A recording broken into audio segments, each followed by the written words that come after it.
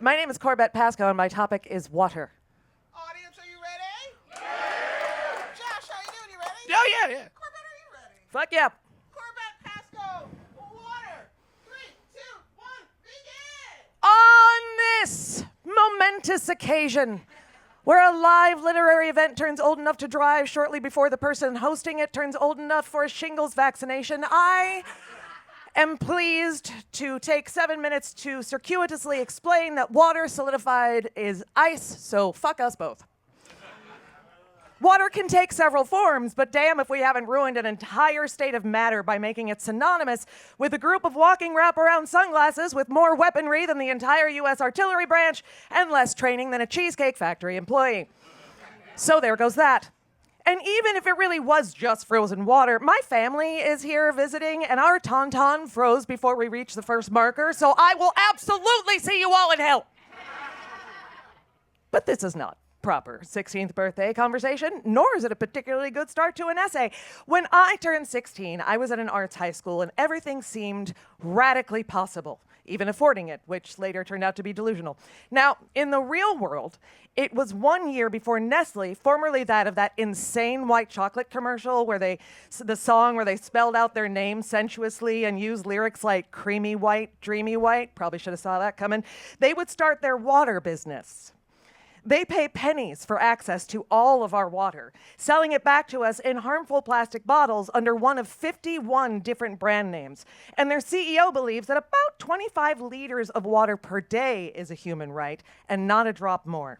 But they get to pump millions of gallons per minute under permits that cost a couple of $100 and expire when no one's watching. Nestle believes we will run out of fresh water before we run out of oil, and privatization is the only answer. Sure, if I'm going to run out of oxygen soon, I'll just let BlackRock take it all and sell it back to me in asbestos pouches so I don't breathe it up too greedily and use it all. Solid plan. Then again, a solid water plan is an ice plan, and I think we've established fuck ice, but I'll happily say it again.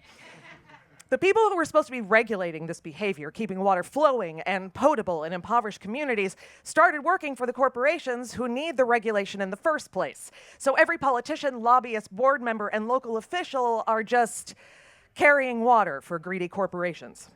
We are all carrying water for evil in some way. I'm a middle-aged white lady. Where would racism, misogyny, and capitalism be if it weren't for the likes of me? Now, like Write Club, I am an Aquarius. Thank you, yes. A water bearer and carrier by birth. Sure, the water Aquarius carries pours directly into Pisces, so add that to the list of evils I'm propping up. I'm just kidding, Pisces. I don't know enough about you or care to insult you in any way. We are here for Aquarian water lessons, which is also a great name for an indie 90s romance film. Aquarians are constantly told that we are the weird ones, the free spirits, the odd people out. And even our astrological symbol is just two wavy lines like meh. And we aren't a water sign. We're water bearers. We're the Nestle of fucking astrology. Fantastic. Babylonians associated Aquarius with the floods of the Nile, saying it was Aquarius putting the jar into the river that caused the levels to rise. Gods forbid you get some water for yourself for a change. These floods destroyed most of humanity at one time, but were later and are still to this day annually celebrated for the fertile crops they bring. Which is cool. I don't know how to mourn, celebrate, or make people happy either. Chinese astrology has stars in the Aquarius constellation representing hostage-murdering axes. That's fun. Here, we learn that other people's perceptions of you may not be great. Also, having a very specific right tool for the job is important. Now, it is also said that Zeus stole Ganymede out of lust. He turned himself into an eagle, scooped Ganymede up like a small terrier in a suburban backyard, and took him to Olympus to take his own daughter's job as the water bearer to the gods, and ta-da, Aquarius. Now, imagine if that's your origin story. You're a villain now, right? Like, you hate everything. Dads, eagles, small dogs, water pitchers, fucking everything. Aquarians are weird, and they generally don't like people. Well, you take an eagle's talons first class to being a waiter and a concubine and let me know how social you're feeling, but we still have to take care of each other. People still need water. Aquarius constellation is in the dark part of the sky called the sea, but not being water signs, we are not of it.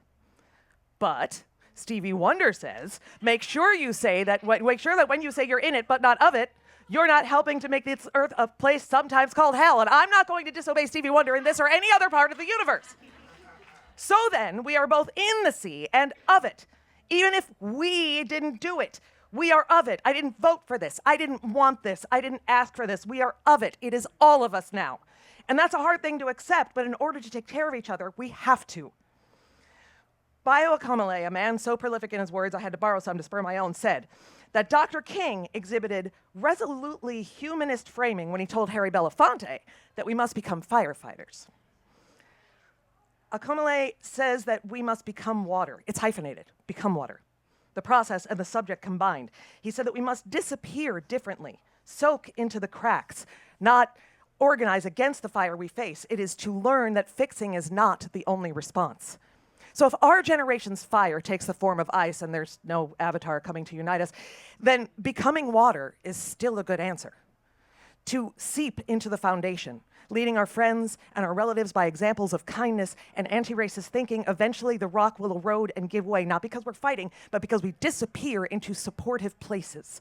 Libraries, bookstores, mutual aid, live performance, music, art, meals with loved ones. We are fierce individuals who compartmentalize. I can list all of my unique traits, and one of you assholes is going to tell me that they're so typical for an Aquarian.